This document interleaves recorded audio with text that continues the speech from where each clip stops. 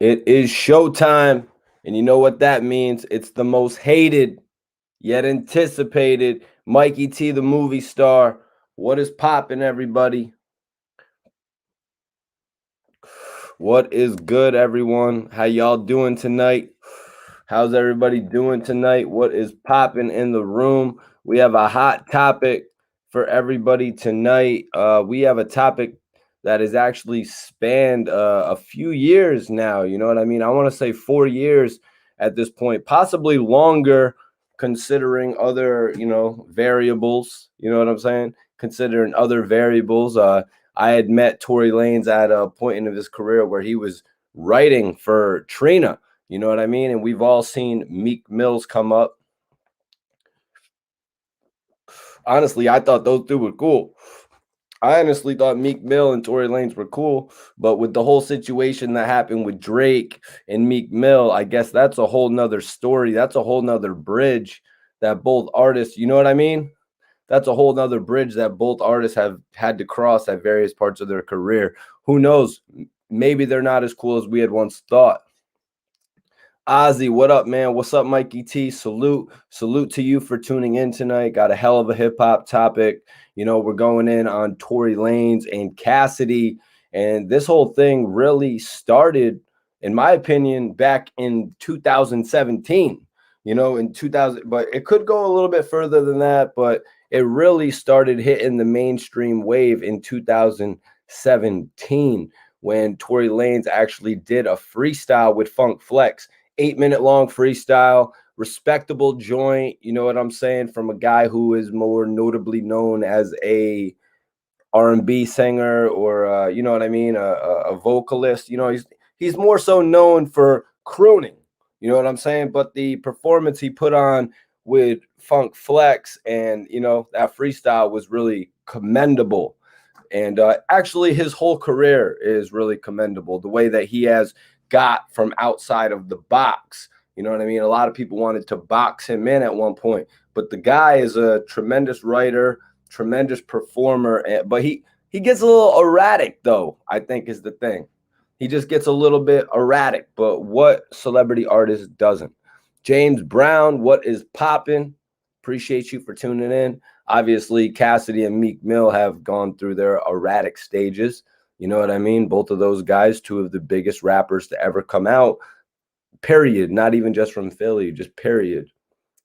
Yup, Meek Mill killed that Mandela freestyle. We're going to tap into all of that. You know, major congratulations to Meek Mill. You know what I mean? He's a change maker. He's a peacemaker. I really salute Meek Mill for everything that he has done. I'm going to bring in my first co-host tonight, my guy, Rosewood. Spill is in the building. You already know, Mikey T. What up, my genius?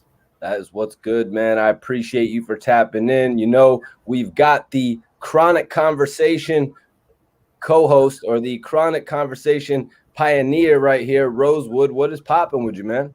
Hey, Mikey T. You know, working, man. Chronic Conversation podcast out now. Shout out my guy Swag 100, man. You know, it's really just a podcast about weed and good music and everything that's good, man. Andy, what up, my guy? So you know it's up on the tube now. The pilot episode, the first clip is up. You know, the first episode is about to drop pretty soon. So y'all tune into that, man. It's a real good show, man. Shout out to Leaf Ladder. You know, I really did a good interview with him. Yeah, he's a cool dude. Yeah, real cool. And that's the first day I met Leaf, whatever like that. And it was a real good vibe right there. So that's really what it's about. Like that's what the show is about, man. Having a good friendly conversation, man. Chronic conversation. That's right, man. We have so many of them. You know, that's why it's like I told Rose, I'm like, you know, we're just doing so much. It's great. And plus, you know, Rosewood is very professionally set when it comes to being on camera. You know what I mean? A lot of people would say, what is Rosewood bringing to Spill ENT? Rosewood is an amazing spokesperson for the Spill ENT brand. I commend you on that, Rosewood. But you know, right before you had tapped in, we're not going to go overhead into it right now. But right before you had tapped in, I was speaking on how this issue with with Cassidy and Tory Lanez actually goes back several years. Yeah. 2017, all the way back to the freestyle that Tory Lanez went and did on Funk Flex. 8 minutes long. Talk to me about that freestyle, Rosewood. Now, I had to actually go back because I totally forgot about that whole issue. Steve, what up, my J? I forgot totally about that issue, with that freestyle, and he was saying basically like, the same thing he's saying now. Cassidy didn't look at it like that. He still look at it like, like I'm an MC. You're not supposed to bite anything I say. In the words of Ghostface Killer, I don't want nobody sounding like me or my team on anything. So there's ways to pay homage. So when I look back that then, I'm like, oh, Cassie already had a problem. So now it's look like, you're doing it on purpose. I don't know if that's his formula for freestyles, but now it just seems like plagiarism. Well, Rosewood, at the end of that freestyle, Tory Lanez was very specific to, shout out several legends. I find that was very commendable to me, man. The fact that he shouted out Styles P. The fact that he shouted out Cassidy. And, he has not shied away from saying that all of these guys' flows have inspired him. He has not shied away from that whatsoever. You know what I mean? But, sometimes, like I've been hearing a lot of people say, Cassidy is a writer's writer. You know what I mean? You're going to take offense to that. Like, it's not like academics said many years ago. Okay, if Cassidy is somebody that inspired you, go do a record with him. You know what I mean? And it's not like we've seen Cassidy and Tory Lanez record, unless I'm mistaken. No, they don't have a record. They don't have a record. There you go. That's a good way to put it. You can do a song if you want to pay homage to somebody, and that's what it always really been in hip hop. To pay homage, it always was you do a song with that person. Oh, this is an artist I really looked up to. This is where I kind of crafted my stuff from, and you do a song with that artist, and then people are, oh, all right, I can see some of the comparisons. Why you say it like this, whatever. But just keep using the lyrics or even the cadence or the flows or all three, I can see where Cassidy has the problem at now. Definitely now. Now, Rosewood, we're going to tap into everything, especially with Tory Lanez and Meek Mill having some Instagram words, you know what I'm saying, back and forth. We're going to get into all of that. But since I got you here right now, before we get into everything, I want to just congratulate Meek Mill for receiving the Nelson Mandela Foundation Changemaker Humanitarian Award. Rosewood, would you like to comment on this huge honor that Meek Mill has received, after all of his criminal reform work? Definitely. I definitely want to congratulate Meek on getting that award, the Nelson Mandela Achievement Award. And that's another major thing for the city, man. Another positive outlook for the city. And to see where Meek came from to where he is now, to be able to receive awards like that for the work that he put in. A lot of people try and discredit Meek saying, oh, he was only on probation. It don't matter. It's about the system and fighting the system. So him getting that award is really major, not only for the city, but for all black men that's incarcerated or in on any type of papers or in the system at all. So it's a real major thing for Meek. I'm really proud of him, man. Salute Meek for that, man. And salute them for even acknowledging Meek to give him that award. A lot of people get overlooked for those accolades. Yeah, Meek Mill was an example of somebody that was taken out of their life by imprisonment, you know what I mean, at the worst time possible. A few times, Rosewood, not just once, a few times. Once before it really got rolling for him, they tried to steer him off path with that. But then even once he was a full blown celebrity, they also doubled back and got him again, to the point where I thought a lot of people were like, yeah, this is damn near ridiculous what's going on with somebody like Meek Mill. Yeah, it was like they were out there. It was like they were out to get him. It's like they seen his path before he saw it. It was like, oh, we're going to end this. Because it was just always, and for one, he shed light on the probation system, period. You know, they give you all that time so they can come back and lock you up. That's the whole point of it. You know, that it was never meant for him to be free. It was just for him to be out here for a little bit and get locked right back up. So when that didn't happen, and they see him excelling and being able to start his career as an artist, and then you got kids looking up to him, that's all he wanted to do. So for him to get that off his head and then even push for anybody pushing for criminal justice reform, I'm with him 100%. Yeah, especially, you know, when Meek comes out and that's one of the first things that he does, you know, never mind all the, you know, elaborate touring, never mind the, you know, elaborate money spending, maybe Las Vegas trips, maybe just even traveling the world, you know, he wanted to do something to give back. You know, a lot of these guys, that's what I respect about it. Like, you know, some other people like a Kodak Black, getting out of prison and then going back to pay for several different people's bonds. You know what I mean? Even Soulja Boy bringing one of the guys that he had been in prison with in a jet. You know what I'm saying? Things like this help to change people's lives. And I was just saying that to speak on how Meek's life could have been drastically altered by some of that prison time, by some of that extra attention that the police were giving him on probation, as you said. You know what I mean? Trying to trap him up. You know what I mean? When trying to trap Meek Mill up when he was really trying to do right. Look what this guy did. Look what he did. Rest in peace, Little Snoop. Little Snoop brought him a CD, and he attempted to change his life forever. You know what I mean? By bringing him as a part of Dream Chasers. He wanted to help him forever. Facts. And really, that's giving homage and showing love right there. You know, really reaching out and just trying, you know, to listen. Like, all right, people give Meek a lot of flack because they say, oh, all right, you want to be positive, but you rap negative. Nobody's perfect. And at the same time, you know, he's trying to do better.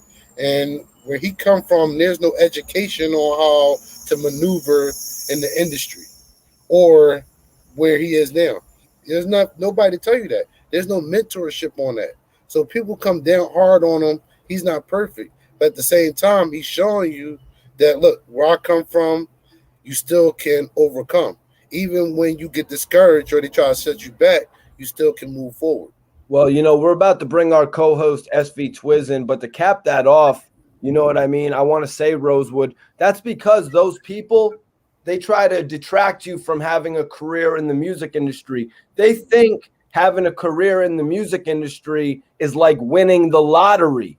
That's why they push you away. They're like, being a hip-hop musician, that's like winning the lottery. But guys, let me bring in our co-host. SV Twizz.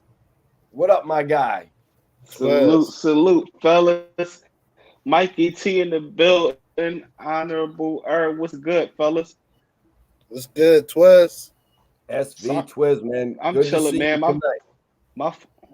My fault for making it to the show late, man. I just had to get the kids straight and all of that. What's going on?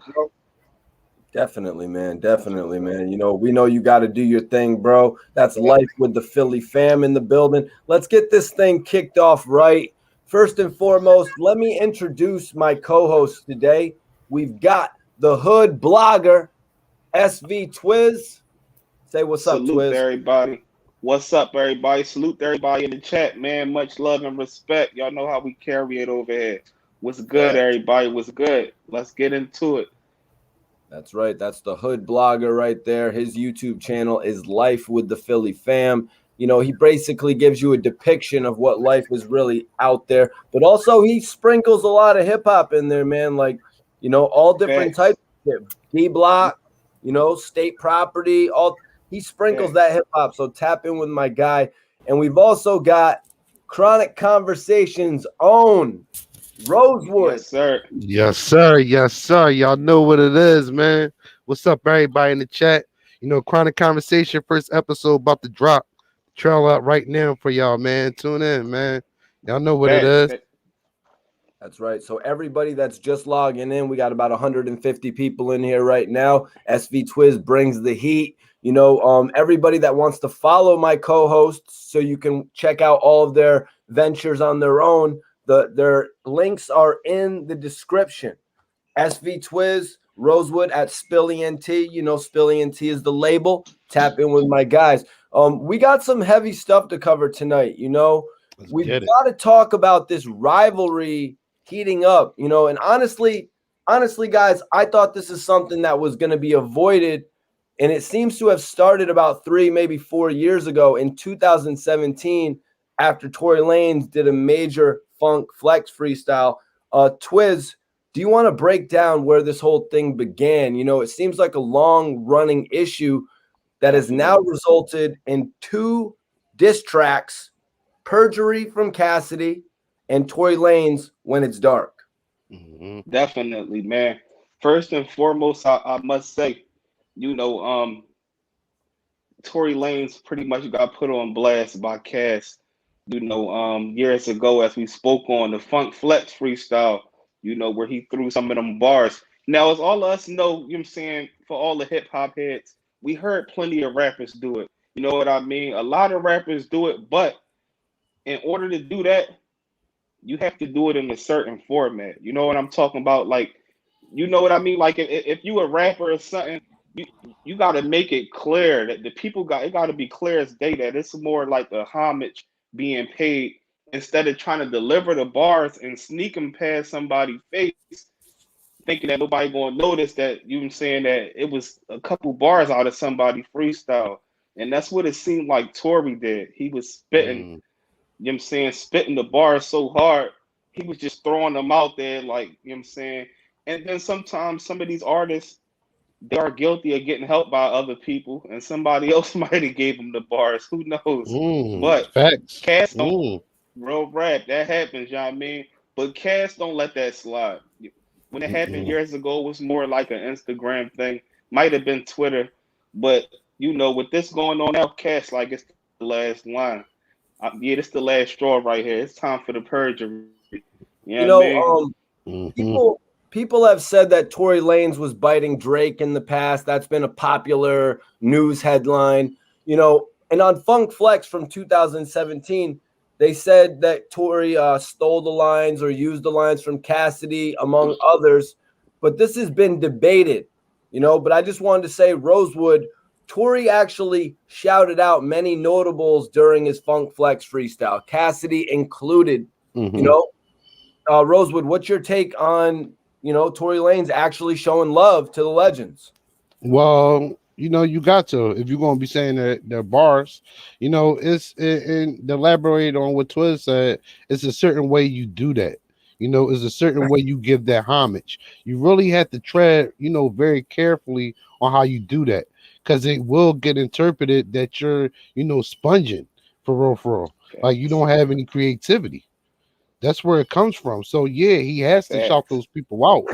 But at the same token, just because you shouting them people out, don't mean you approach the situation right with giving them their flowers. You know, it wasn't like you said, like Twizz said, you know, just throwing the bars in there, sneaking them in there, and let people catch it. Nah, that's not giving somebody their flowers. So, you know, like Twizz said, before it was like an Instagram or Twitter thing. And even Tory Lanez said then, I ain't responding to no Cassidy and all that. So now for him to come back and do it again, Cassie is like, hold on, you wasn't going to respond to me or none of that. And now you're going to do it again? Nah. So he got to give. And, you know, you supposed to give the credit to the people that inspired you, yes.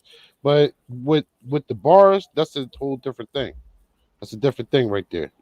Now, Twizz, on that same, there was an article that Academics had done, or a video that he had done, where he had said Cassidy was somebody that Tory Lanez respected. This is something Tory Lanez went on Funk Flex and said himself. He respects Cassidy. He went on his own Instagram and said he respects Cassidy. You know what I mean? Academics put it out there, Twizz. If you respect somebody so much, maybe we'll see a record from them. We never ended up seeing a Tory Lanez and Cassidy record. obviously, I think that would have put this whole thing to rest real early. What do you think on that note, Twizz? I agree with it. And what I also gotta say is, if you respect somebody, you respect them. That'll never change. I can't sit up here and say I respect you, and now I'm doing a diss track, and now I'm saying that your career is in the casket, and also that shows you that like we all know a lot of artists that are artists today. They were still sitting in the house watching videos when Cass was lit. So people forget just because they get their foot in the door, everybody get their wave, everybody get their time. That's what changed these generations. That's why the newer generations is a lot different than all of the older generations. The homage and the respect not there. These guys, when they be mentioning they top rappers, they be talking about rappers that's still rapping now. You know what I mean? Like people that they didn't even get a chance to leave a legacy. They just disregard everybody else. So I feel like he was just blowing smoke, but trying to be strategic at the same time. I like how you put that, Twizz. In the words of my man Hattie, how he your old head and y'all the same age. Exactly. So guys, there's another issue here. You know, Rosewood, Cassidy said that Tory owes them a check. I believe he was tweeting to Don Q, but he said Tory owes them a check for the bars they stole. But Twizz, Tory responded, "You should be happy with me shouting you out," even admitting, that their flows inspired him. But what's your take on money being thrown into the mix over a few lyrics, Twizz? And then also, Tory saying, "You should be happy with me just shouting you out." Well, at the end of the day, man, we talking about guys that it's only a few Jay-Z's and it's very few Jay-Z's and 50 Cents in the world. I feel like you would be real big headed to say you should be happy, bro. Y'all is no different. You a human just like him. Y'all both had opportunities in the industry. What makes you think that you so special, bro? And it's so much more I want to touch up on, and I know you're gonna get into deeper questions, but I can't respect that. Don't get cocky with it like that, bro. Like, because at the end of the day, and before Rosewood goes in on it, I do want to say this, Twizz, to interject with what you just said. I do feel like Cassidy is there with the likes of Jay-Z and 50 Cent. I do feel like Cassidy was going to be there with the likes of Snoop Dogg and Nas as one of the most known names ever to grace hip-hop. He had a couple setbacks, which we're going to get into in a little bit, but I do believe that he was up on that stature. And you want to know what? He didn't have any type of R&B flow. And when we talk about the greatest of all time, that's one of the major parts of it. That's why they say Drake can't be considered the number one great. They say it because of the sing-songy flow he has as well. A lot of times people don't like to consider those people. Now, but that's a whole nother story. Twizz, did you want to continue on? Facts, man. What you said is definitely. Listen, man, everybody in the chat, everybody that's watching this video, if y'all don't catch the live, can't nobody doubt that Cassidy, when he hit the scene, he came like a freak of nature, bro. I mean, with him and how he delivered his punchlines, his whole rapping pattern was something that was never seen before. That's what made him so great. When he came out, he changed and set a whole different bar to rap when he came out. You know what I mean? He created that disrespectful, want to disrespect somebody face to face when you battling 2 inches from somebody's face, all of that. This was before the DVD wave and all of that really had took off and things of that nature. So we can't discredit what Cass do. He's a great rapper. And, do he make great songs for albums? That's debatable, depending on, what kind of Cass you like. Me, I love his freestyle. Oh, sorry, Twizz. I couldn't hear you, Mikey. No, you good. And that's what I'm saying. That's I said AM to PM is a great album track. It is. Yeah. It is. Even I'm a Hustler, all of that. He has some joints, you know what I mean? And as much as people make jokes about the John with him and R. Kelly, that was a banger at that time.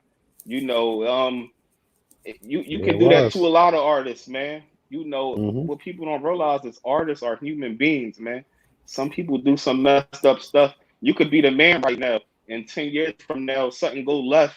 You could be set up. We know how these industries work. You know what I Hmm. mean? And it tarnished everything. Now people Facts. discrediting you.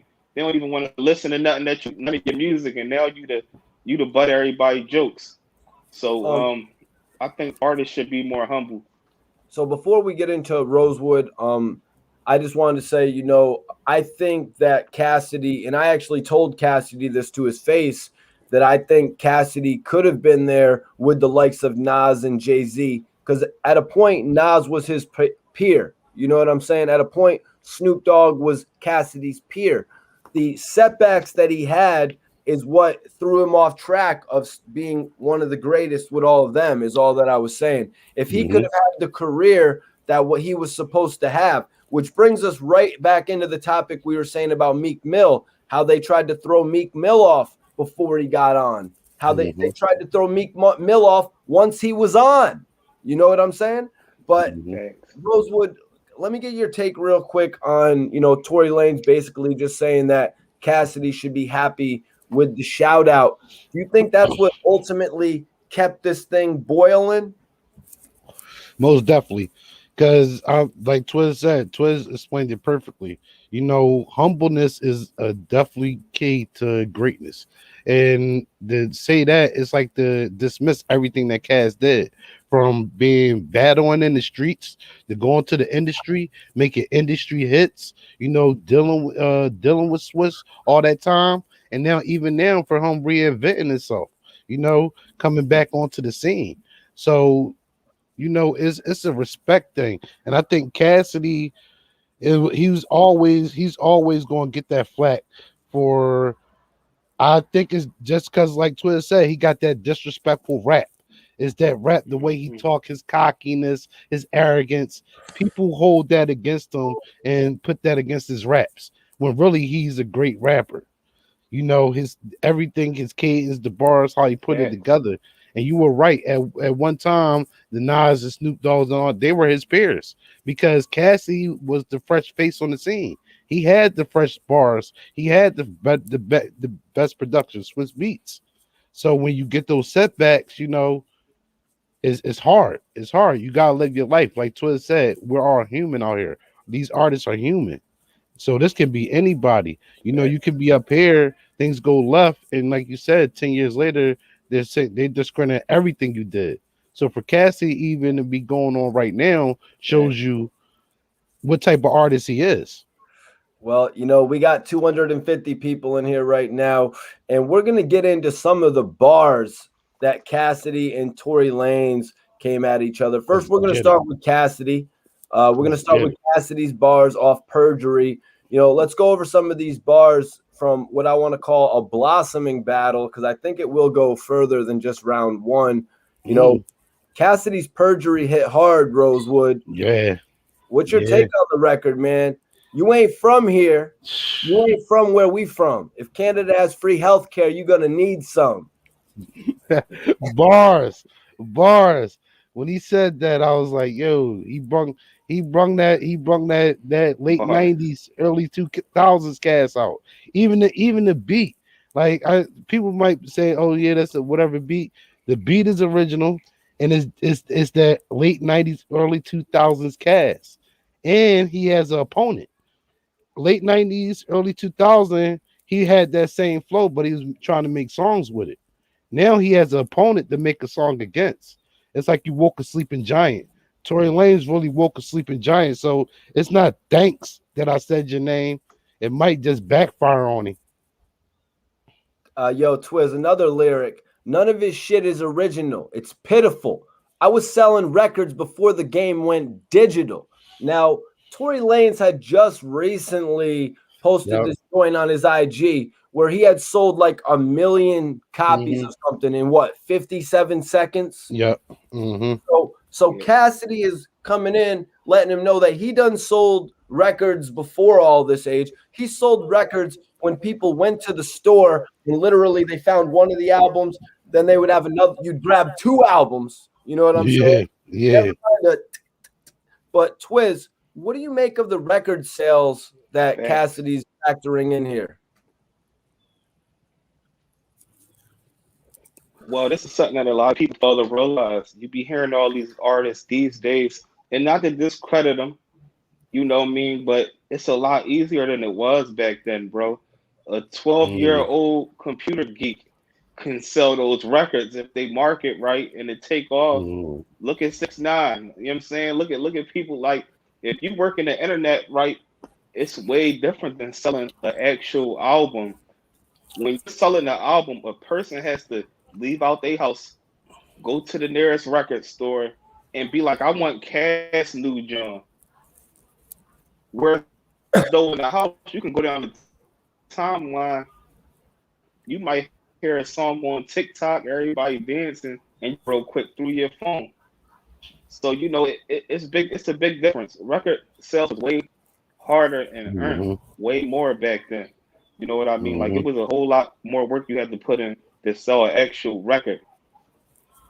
That's facts. Facts. No, you're right about that. You're right about that, man. You know, I started from the bottom, is what Cassidy said. You know, let's address that. Rosewood, let's address Cassidy saying that he actually said he started from the bottom. No Drake line. Yeah.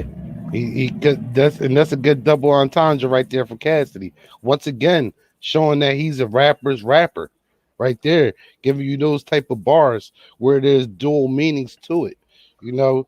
And Cassidy actually started from the bottom, battling up Brian Only.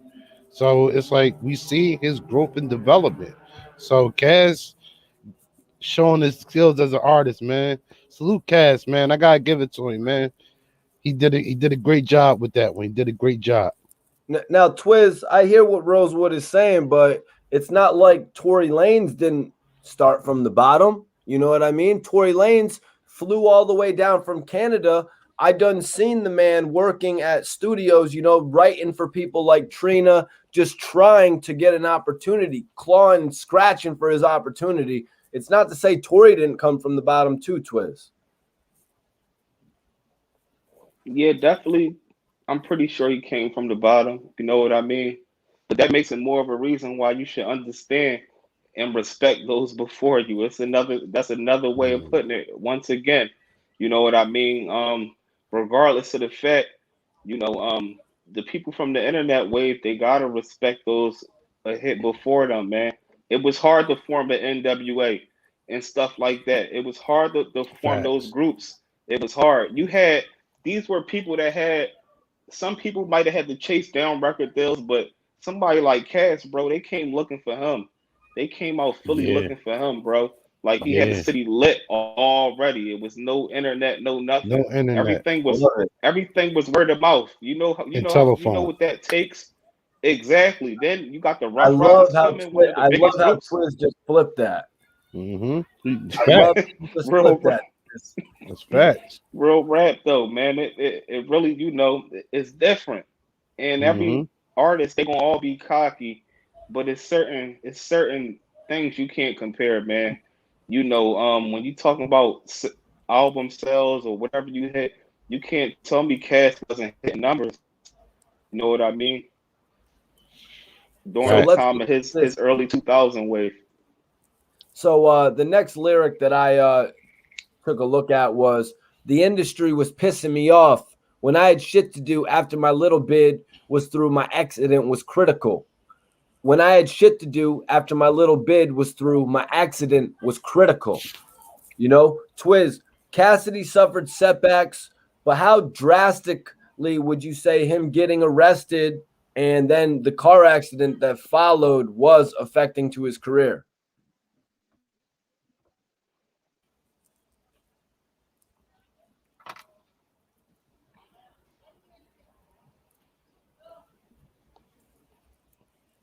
I think Twizz got tapped back in. Twizz, you there? You good, bro? Yo, re-sign back in, Twizz. Yeah, we get him back. But all right, so I'm just gonna bring that question to you. Because Cassidy was talking about his little bid and through in his car accident that was critical. You know, as fans, we know watching that, you know, those were two of the big impactful things in Cassidy's career. You know, Definitely. how drastic were those setbacks to his career, Rosewood? Major. Him getting locked up was a major setback. And I can see why he said about the industry, because they really erased him off. You know, they erased him off. And then when he get out of jail, he's making the push to come back. And you know, he's making a real strong push. He gets into a car accident. So now your whole life is flipped upside down once again, just like that. You know, so that was major. That was major, man. And then they wrote him off again after that, because they didn't know how he was going to be after the accident. Is he still going to be the same and all that? You know, they don't want to put the money into you. Your project might be on hold now. You know, they really did him dirty. So The record sales ended yeah, up changing, yeah, Rosewood. You know what I mean? To the facts. point where, you know, when he came out with I'm a Hustler and B-Boy Stance on the I'm a Hustler album, sales were skyrocketing. But by the Yes, time he got out of jail, by the time he got through the accident he was involved in, sales had changed. It was, as Cassidy even said in the lyric, that he sold records before the digital era. You know what I mean? The record sales style actually changed to the point when Cassidy's album Bars came out. When Bars ended up coming out, although it was a really heavily anticipated album, it still didn't sell as much as its first two albums. Yeah, and I would say I would credit that to those two situations, him getting locked up and then the accident, because he couldn't do promo. And like Twizz said, and like Cass said, this is before the digital age. You actually had to get out and beat the streets. You had to go to these small towns, the major cities. You know, you had to do these radio station promo runs in a van with all your homies. There was no flights, Facts. none of that. You're traveling everywhere, you know, staying in hotels. You're actually promoting this album. So somebody will say, "Oh, all right, after the show tomorrow, I'm going down to the wall, FYA, let me get this album. Let me get Cass' album." He didn't get a chance to do any of that Right, promotion. No right. shows, no, you know, not able to do no Shows was shows. a major thing, Rosewood. Yeah, even I was talking to Cassidy about it, and it's like the shows that he could have been involved in while all those singles were taken off, it could have yeah, made him millions on top yeah, of millions, you know, yeah. put him in a whole nother position where Larceny Family would have then become something bigger. But Mm-hmm. Twizz, before you got logged off, I was gonna ask you, what was your thoughts, or how drastically did Cassidy go into jail and Cassidy involved with that car accident? How drastically did these things affect his career from your perspective in Philly personally? It affected them very, very drastically because when Cass got booked, before he got booked, I'm talking about you can spin through the city, you hear on people chirp phones, I'm a hustler ringtone. I'm talking about like he was that Mm-hmm. boy, you know what I mean? He was like people couldn't wait to hear him rap. You know what I mean? People loved his style of rapping. Now, with him getting locked up, he got arrested for a body. It don't matter if he did it or if he didn't. When you get in them situations, them labels start looking like, bro, he's supposed to be an asset. Like, should we really keep pushing him? Is he reliable? Because it's a lot of artists we still see to this day where they get locked up for drama, come home a year and a half later, locked back up for drama again. And it's like, damn, bro, like we got a 4 album deal going on and you keep getting locked up. Like we didn't give you Mm-hmm. bread, you got change, you riding around in exclusive cars, we paid for hotels, and you can't get straight, bro. So Mm-hmm. with him getting out of jail and then you get in an accident where your body is physically hurt, it's like damn, like it was like daggers falling out the sky. You know what I mean? Fork in the Facts. road is like an understatement. So you know, Mm-hmm. on top of that, and once again being human, you can fall into a state of depression or something like, damn, man, what's going on, man? Like, you know what I mean? So Mm-hmm. that's why I feel like Cass is at the level that he's at right now. He always been a cocky guy, but Now he's being more business minded, you know, way more strategic, and salute to him for sure, for sure. But yeah, that hurt his Definitely. career. It hurt him a lot at that time. Because like you said earlier, Mikey, he could have been at a whole different level industry Facts. wise. Mm-hmm. So, Facts. guys, I want to get into something. Maybe we won't tap on in it for too long, but Cassidy went there. He took it there. He took it to the lace front, you guys. He took it to the lace front. Rosewood, can Cassidy really go at somebody for something that they're able to afford? Anybody want to touch on that? Yeah, I'll touch on that. Yeah, it's a great bar. It's a great bar, man. Come on, Cassie basically saying, "Stop playing with me, man. I could do this all day." I said this in a live a long time ago, Mikey T. In Philly, we got jokes all day. We Facts. got jokes all day. That's what we do. So if you can rap and you got jokes, you're a problem. So you're gonna come at you're gonna talk about lace fronts and he's putting together right, man. Shout out Cass, man. Shout out Cass. Facts. I think he woke a sleeping giant, man. Come on, man. LeBron James put Tory Lanez up on his guy. That don't make it right. They don't make it Facts. right. They don't make it right. If Do that not make picture it on right. That was Mm-mm. that was fighting dirty, man. Yeah, Yeah, if that picture on the front of the perjury, John, if that's all his hair was, bro, he got Brian beat, man. Yeah, facts. he a young boy too. He out of I, pocket, man. I'm facts. I sorry, don't know if that was photoshopped or not, but bro. Right. that was a good one. That was a good one, man. He need to clean that joint all the way off or something, man. He's Yeah, strong with I think that. that was Yeah, from the I he think might that not was have a from head for the it though. Rosewood, he basketball might. game. he might. Did that's facts. It's Yeah, he facts, might. man. Yeah, Everybody don't got the head for the From the party, man. yeah, basketball game. man. Man, some pictures you just don't want to put online. But Cassidy said you listened to some bars. I said already and took notes like a secretary. Tell me about what it is, Rosewood, that's made so many people want to actually copy Cassidy. Um, it go back to a few points. Twizz tapped on. For one, when Cassidy was at his height, everybody wanted to hear Cass rap, especially if it was a freestyle. If it was a mixtape and it was a freestyle, especially if it was on a Swiss beat that nobody heard, it was like you were waiting to hear that. You're listening to it. You were listening to it to recite it back. So when you go outside, you can rap it. You can say some of the lines on the corner, stuff like that. So when he said, sitting down listening, it was guys sitting down listening to Cassie all day long, doing whatever they doing, getting ready for school, stuff like that. Actually listen to the best of Cassidy. If you have a best of mixtape out, you have to be doing something right. Facts.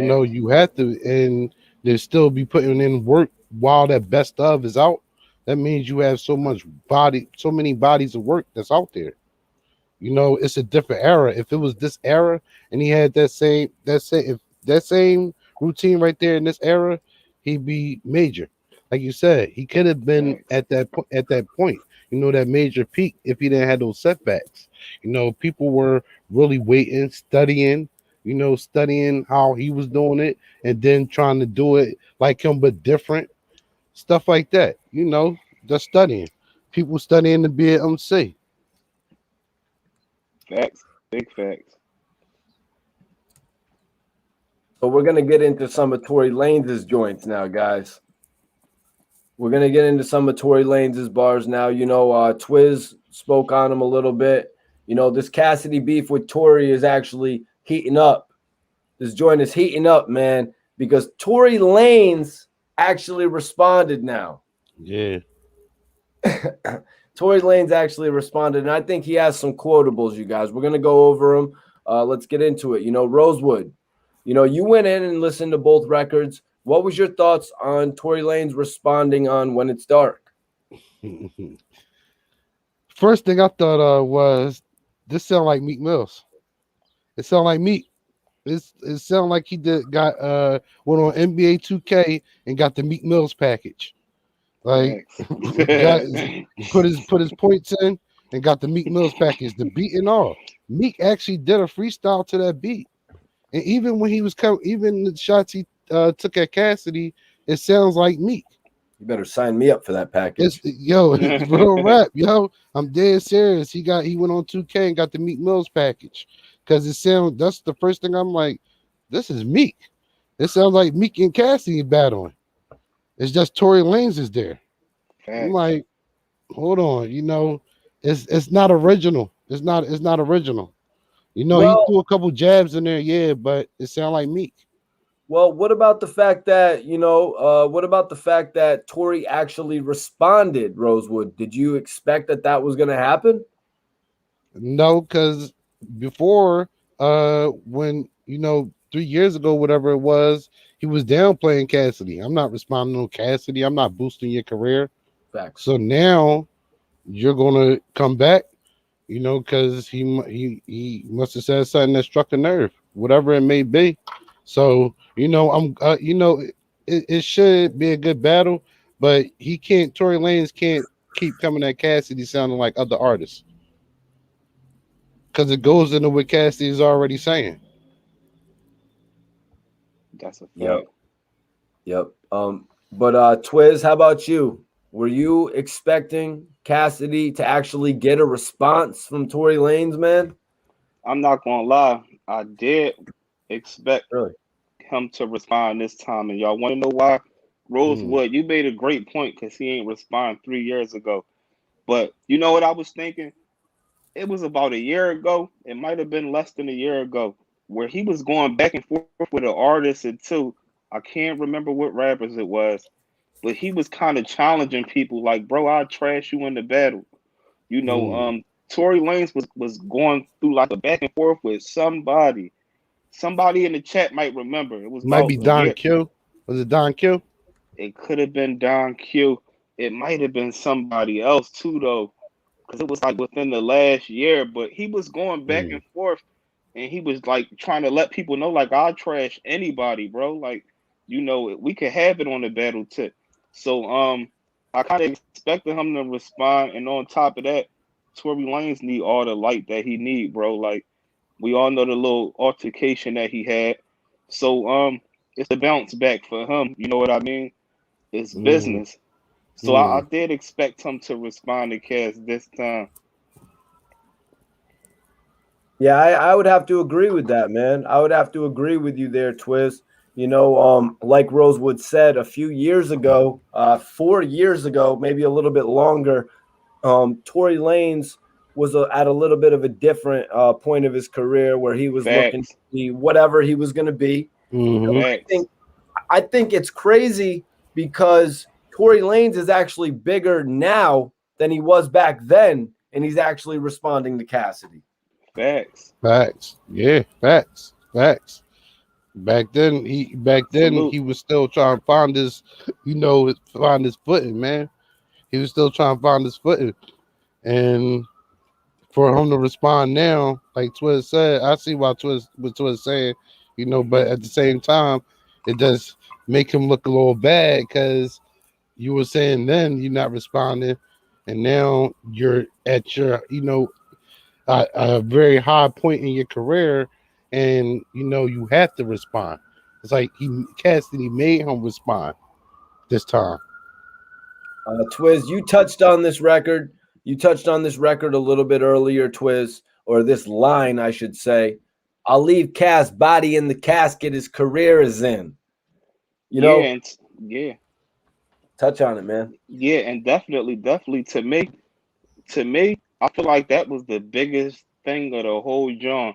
Besides him sounding like Meek on the whole track, if y'all peep game, the whole first verse, he's just talking money. You know what I mean? Like it's all the video and all of that add on to the perception. That's like throwing up a cloud of smoke. You know what I mean? We come from the era where just how Cass did Perjury, it might be a little what they call it, music art or whatever for the picture on the actual front of the video, and all you hearing is bars. You know, you supposed to, you gotta come. I'm like, y'all remember the Sorry Miss Jackson track, and not to jump off topic, but you see the format where the whole verse they are speaking on this man. You know what I mean? Tory couldn't do that.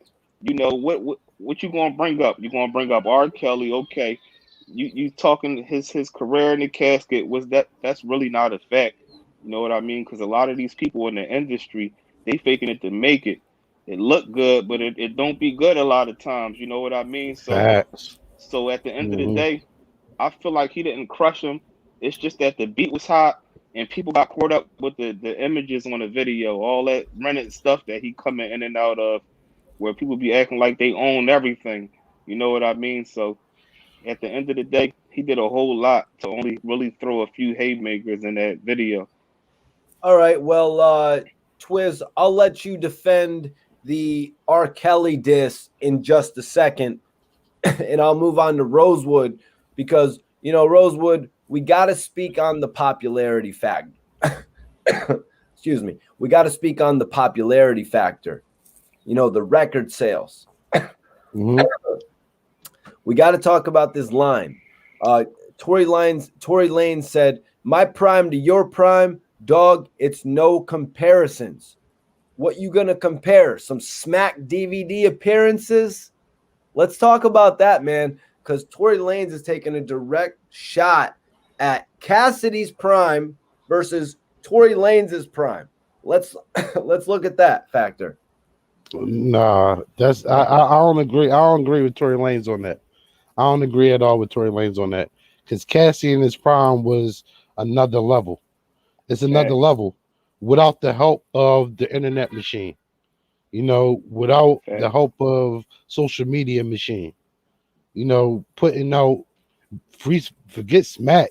I'm talking about this freestyles, mixtape stuff, and then give you an album with it. You know, so I can't Tory Lanez, he kind of reached with that one. He really reached with that one because Cassie in his prime is a monster. He's real hungry, savage, man, savage. And he's definitely going back to when Twizz was saying Tory Lanez would say he'd battle anybody. Cassidy was battling any and everybody. You know, there's going to be people he battled in the industry that we would never know because they're major stars now. Facts. So, you know, for Tory Lanez to say that, he was reaching. He's reaching, man. All right. Before I comment on Cassidy's prime versus Tory Lanez's prime, do you want to give any thoughts on it, Twizz? Facts. Tory Lanez is 100% right, but he got it reversed. Cassidy prime was way better than his prime, bro. Like he made the right statement, but he got the artists mixed up. You know what I mean? Like you gotta remember, like come on, bro. Like I said, you talking about Rough Rider, Swiss Beats coming to Philly looking for cash at that time, bro. Like that's not regular right there. You know how many spitters out Philly, bro? And you already had state property on it and people like that. Man, listen, bro. Everybody respected Cass. I heard out of Kiss' mouth that Kiss said, bro, if Cass was on the Locks, bro, we would have been untouchable. As great of a group as the Locks are, bro. Kiss mentioned Cass being a part of them, and that's for a reason, bro. When Cass came out, he changed the rap game. That's why he went by the Punchline Champion. When Tory Lanez came out, he didn't change nothing. You know what is he singing and rapping? You know what I mean? Like that was already being done. He didn't have no special format, nothing where it was like, yo, his stuff is completely different. I never heard this before. Like, you know what I mean? It was a lot different, man.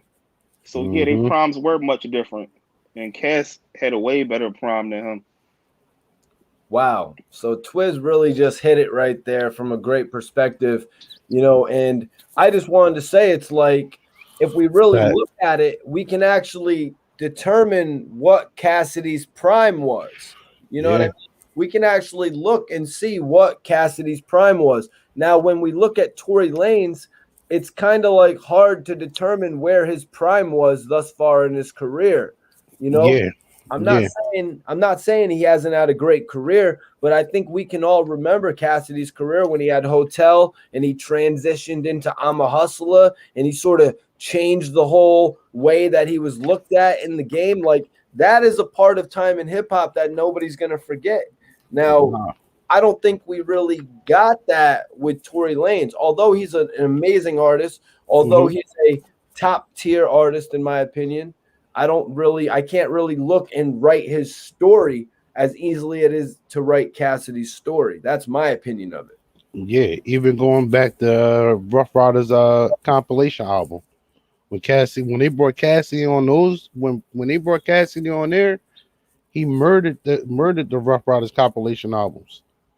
Craig said Lanez was all right, but Meek boosted his career, and we're gonna get into that. And we're gonna tap into that in just a second. You know, with Meek calling out Tory Lanez on IG, we're gonna tap into that all in a second. I mean, it's like crazy. What is it? The popular thing to call Tory Lanez out right now or something? Twizz. Philly is banding together right now. No, I feel like Meek got involved in it because people probably was like, damn, did Meek help him out? They had a relationship like you know what I'm saying, it was just said in the comments. You know what I mean? Like, damn, that's Meek flow. A lot of artists be doing behind the scenes stuff. So I feel like Meek threw it out there before Cass put it in his next diss track. Like, I see Meek ghost wrote it for you, or I see he coached you. So Meek separated himself. Right. Now Cassidy doesn't have to be off when he writes his next verse, his response, because Meek is letting it be known, yo, I'm not doing I don't even like, why don't you let the world know that we don't like each other instead of, like you were saying earlier, Twizz, all the fakery that goes on in the industry where people are like, oh, nobody knows we're not cool, so I'm not going to let nobody know. We're going to get into that in a second because we're not done with these Tory Lanez lyrics right here, man. Another line that really caught me was when he flipped Cassidy's old doghouse.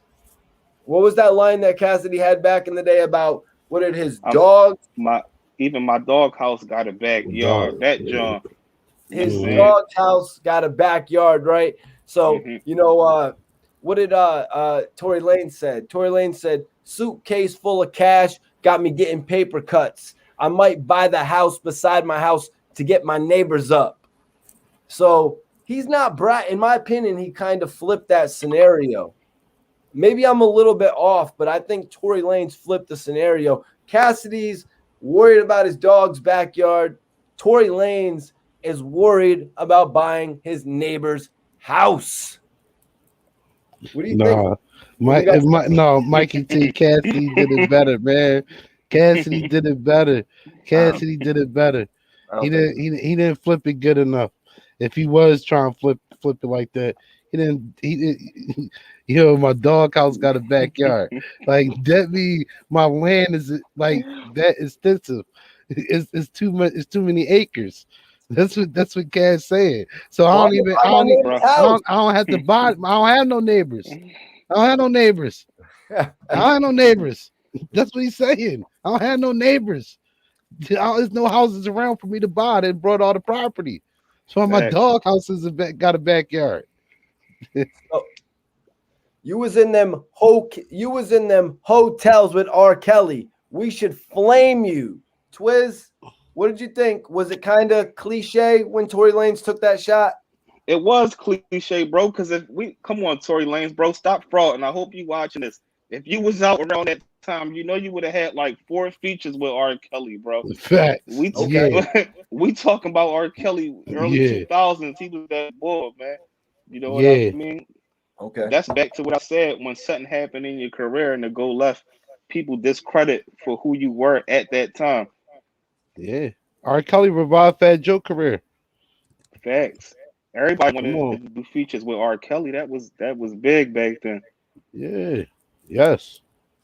All right, guys, before we get into the next part of this conversation, with Meek Mill and Tory Lanez, I just want to, get a comparison, Twizz. What's your comparison between these two diss records released thus far? And what do you think? What do you think the outcome of the situation will be? I feel like the perjury was more creditable than Tory Lanez John because, like I said, Tory Lanez threw a few haymakers in there, and he had a whole different flow that wasn't his. You know what I mean? The perjury, it was more like he was going at him, going at him, going at him. Might have said a couple bars in between and go at him again. Like Cassidy was more so sunning him through the whole track. The perjury was just like bragging. You see all these cars, you see me coming out of trailers, you see my 72 chains I got on. It was like a lot of perception and a lot of smoke being thrown. Now, what I think is Tory going Lanez joint. facts, yeah, Tory Lanez joint was like a lot going on. Now, what I think is going to happen is Cass. I'm still waiting for a response from Cass, but I feel like Cass is going to keep going, and Tory Lanez is going to eventually be done with it. Cass probably going to have like at least like 2 to 3 diss tracks after Tory Lanez is done. Like Cass, he's not going to stop. You know what I mean? He going to be trying to go for the overkill so much. You know that's how I see it right then and there. And I feel like Tory Lanez, if he do another diss track, he gonna recycle a lot of stuff that people was talking about, man. I wouldn't be surprised if he tried to bring Ab up. I wouldn't be surprised if he bring up certain things. He might even try to bring up the car accident or something like that, bro. So I feel like he gonna bring up material that people already know. Cause it's hard to go at Cass. What else can you really say? And Rosewood, what's your comparison of these two records? Is there a comparison? There is a comparison. The comparison is that Cassidy came with straight originality, and basically he came and he's proven his point. And Tory Lanez really just came with like an imitation. It's like a cookie cutter printout of a battle. It's like zero originality. It's like you have one with total originality, you have another one without originality, and it's like a comparison. It's like showing you the difference between a real rapper and just somebody that just makes good music. So the comparison, it's a comparison there, and that's why I think there's going to be more songs, and definitely from Cass, because Cassidy is going to use this as an opportunity to show it's not only Tory Lanez that does this, it's a lot of these artists that y'all say are hot right now that do the same thing. So Cassidy looks at it like, I smell blood in the water, I'm going for the kill. Even if you fade away, I'm gonna make sure you fade away, and I'm gonna keep bombing on you. I'm gonna keep my foot on your neck until they're not even talking about you being top anything. Well, it looks like Tory Lanez actually feels like he's winning. He's got shit that's selling. He actually responded, which a lot of people thought he wouldn't do. And it looks like Tory Lanez is back up on top, right? But out of the blue, Meek Mill and Tory Lanez seem to get into it, man. And this whole situation with Meek and Tory Lanez, I feel like it's kind of a long time coming, to be honest with you. For a while I thought they were cool, you know what I mean? But I did notice, I don't think Tory Lanez ever came to Meek Mill's aid during the Drake issues. But that might be another story. Meek had made a quote. This is where this all stems from, you guys. Meek had made a quote on his IG. He made a quote, and Tory Lanez actually decided to correct his spelling on the quote. Meek wrote, blessings. I got the Nelson Mandela Humanitarian Award. Thank you. Rest in peace to the great Nelson Mandela. I ain't grow up playing ball. I had a Smith and Western, he said, because where I'm from, it's very hard to turn 27. Hashtag survivors. Now, we had Rosewood comment on the award, the humanitarian award that Meek Mill received earlier. Twizz, I want to give you a moment to comment on that as well, if you would like to. Meek getting the award. Did you want to comment on that? Definitely, man. I salute him for that. From what he came from. Meek was an artist that before Tip signed him, before he got signed with Ti, he was a workaholic. He was also another artist that made labels in the world look at him. He wasn't Facts. just rapping. He was having parties and making thousands. He was making party music before making party music was a thing. As being a Mm, rapper from the trenches. I'm talking about he was one of the few artists that was switching it up. It wasn't the Rose Red and all that stuff, bro. His flamers, them Jones was real high ranking. So salute to him, man. He deserved everything that's coming to him success wise, man. And I feel like he also have like a big burden on his shoulders because where we come from, man, I don't care if he was in third grade with somebody, bro. They be like, damn, bro, you don't remember me? And he got thousands of people that's coming at him like that every day. So salute to him, man. Live long and prosper. Do your thing, Meek. Don't fall off, bro. That's definitely. right. Rosewood and I had congratulated Meek at the beginning of this video. Actually, the award that he received was the Nelson Mandela Foundation Changemaker Humanitarian Award. So major salute to Meek for actually doing things, to change the world. So Meek had said, "I got the Nelson Mandela Humanitarian Award. Thank you. R.I.P. to the great Nelson Mandela. I ain't grow up playing ball. I had a Smith and Western," he wrote, "because where I'm from, it's very hard to turn 27. Survivors." Tory actually responded to this, and he said Smith and Wesson, basically correcting his spelling, Twizz. Meek responded back, "It's called Meek Flow. Say congrats or something, weirdo." Rosewood, you want to comment on that first? Because on what Meek had to say there. Yeah, definitely. And I understand exactly where Meek coming from. I don't know if it's a Philly thing or just a hood thing. Because when you in the hood, you know, young boys mispronounce things all day. So that's why Facts. Meek was saying it like that. From where Facts. I'm coming from. He said, because when where I was coming from, that's how we talk. Facts. Words aren't pronounced correctly in the hood. Young boys might not know the exact wording for it. So Meek is saying, where I come from, that's how we talk. It's a product of our environment. It's fucked up here. We don't have time to correct the motherfucking spelling. So that's Facts. why Meek was like, yo, come on, bro. You are all the things you see, you gonna say that? Point out the positive. Facts.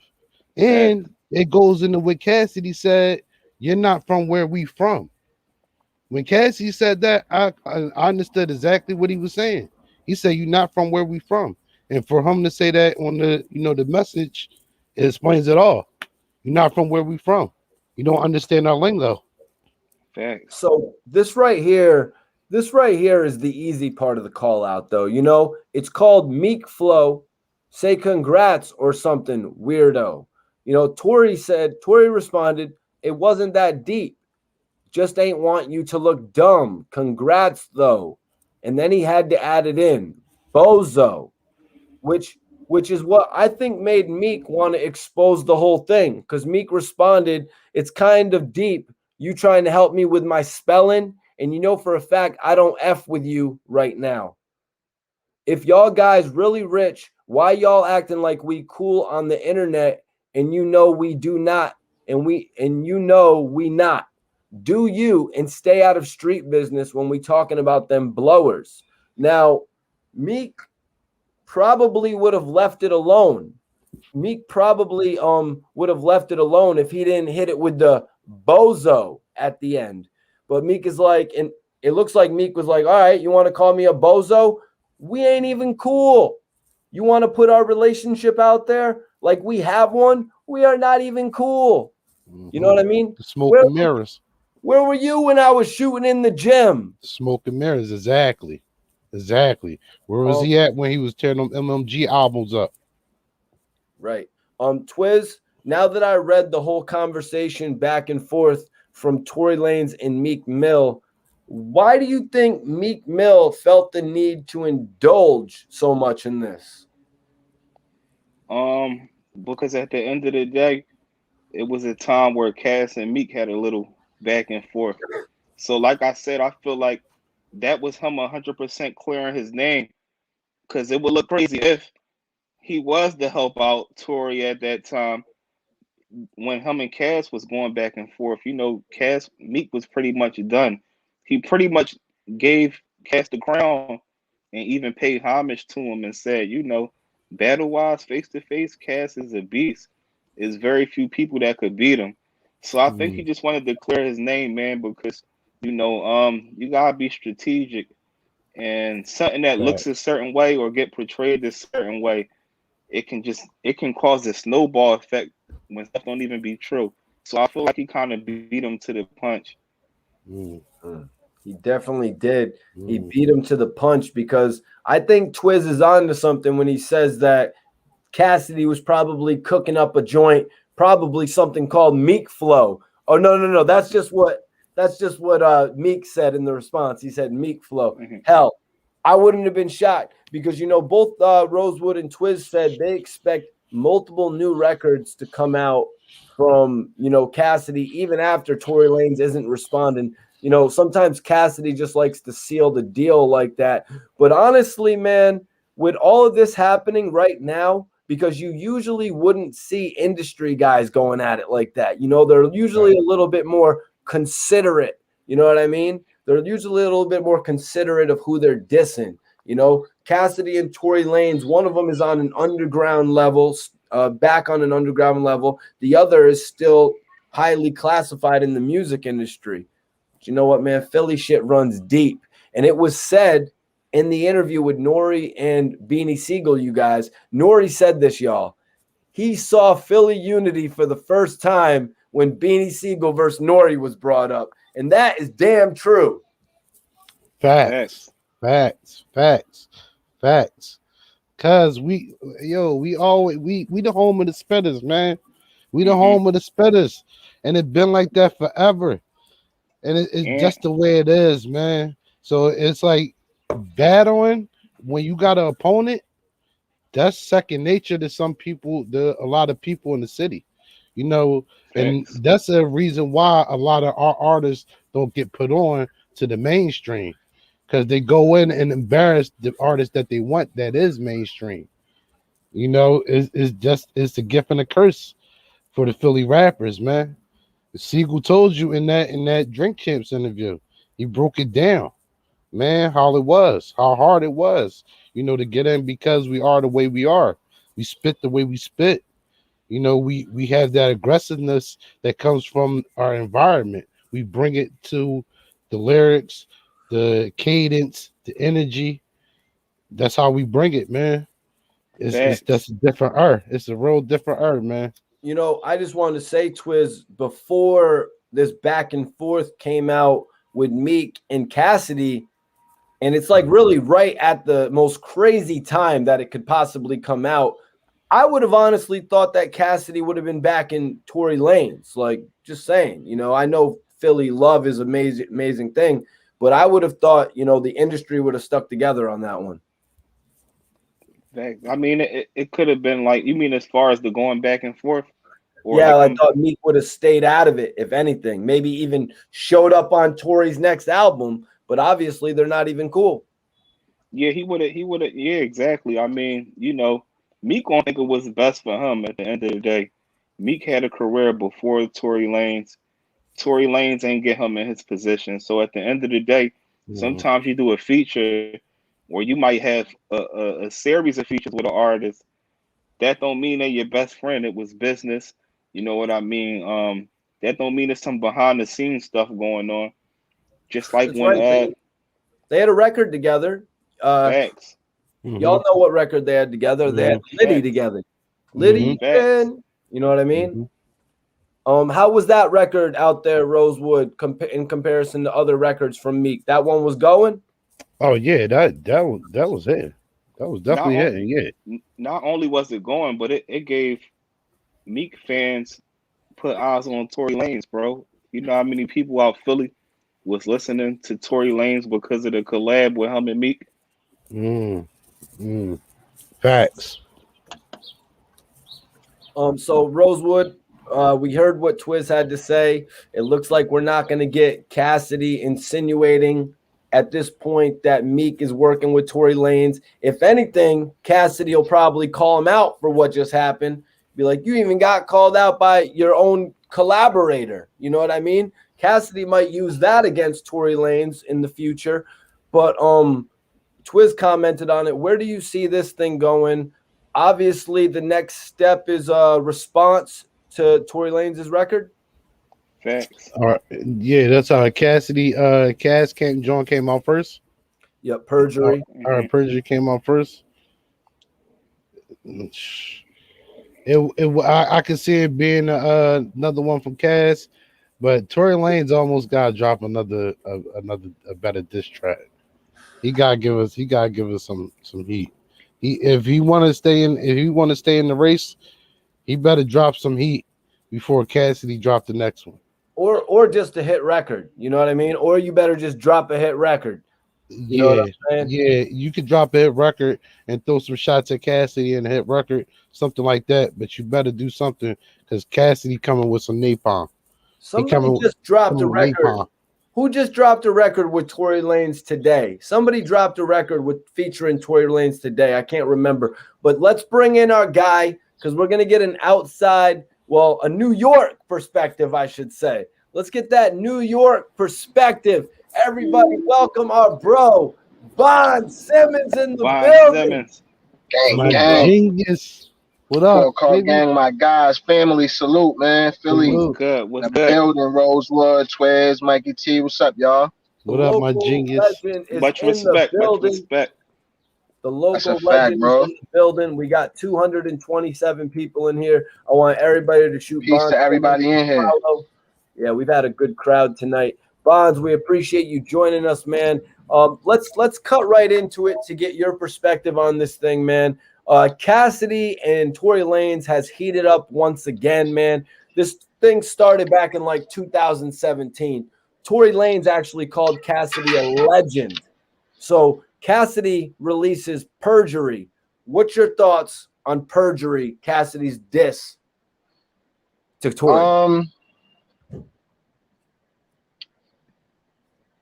A few different things, right? One,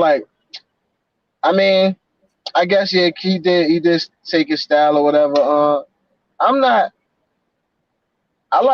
fan of Tory, so you know what I'm saying? I guess I'll start by saying that, right? I got respect for Cass. You know what I'm saying? I respect him and all that. I'm not really a fan of him. So in saying Cass. So in saying that, Bonds, were you kind of shocked that Tory Lanez actually responded? No, not really, because remember, Tory Lanez went at it with everybody like a little second ago. To Joyner Lucas, he went at it with Twizz was just talking about that. Don King. He went at it with Don Q, right? He went at it with everybody. So I expected Tory Lanez to come back with a super long diss.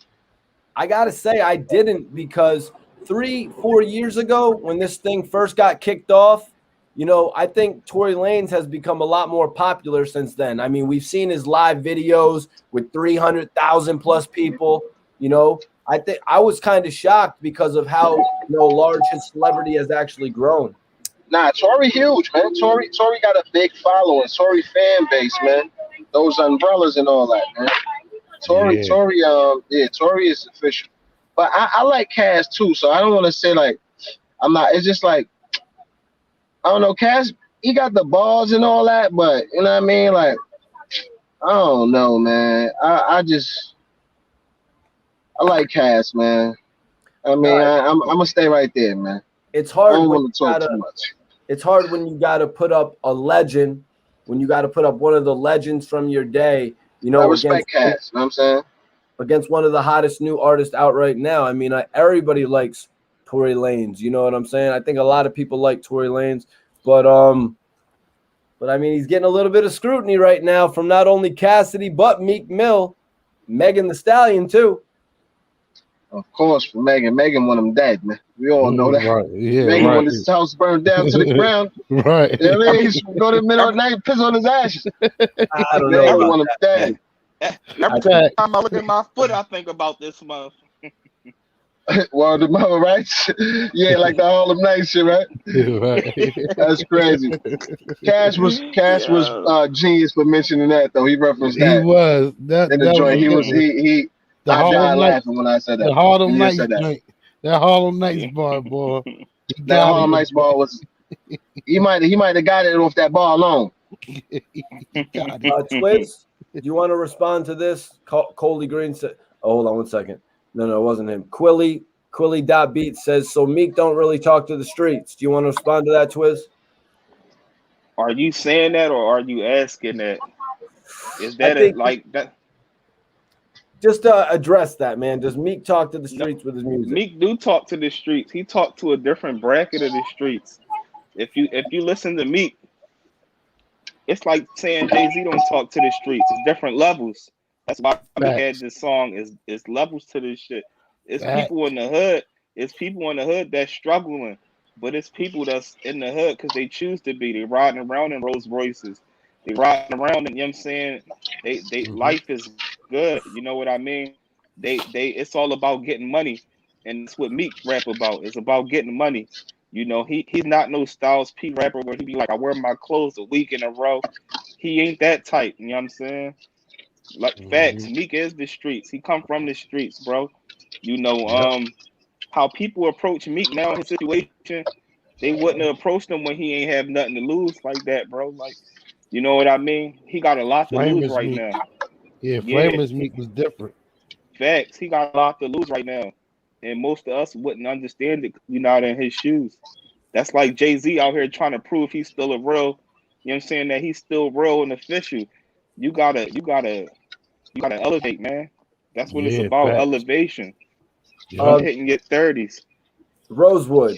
Rio says Cassidy has bars, but ends his bars with words that don't rhyme sometimes. Am I lying?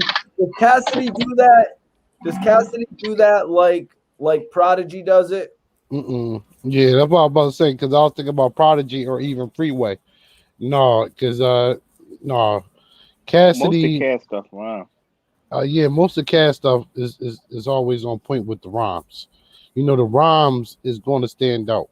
You know, it's going to stand out. He's going to bring the rhymes to you.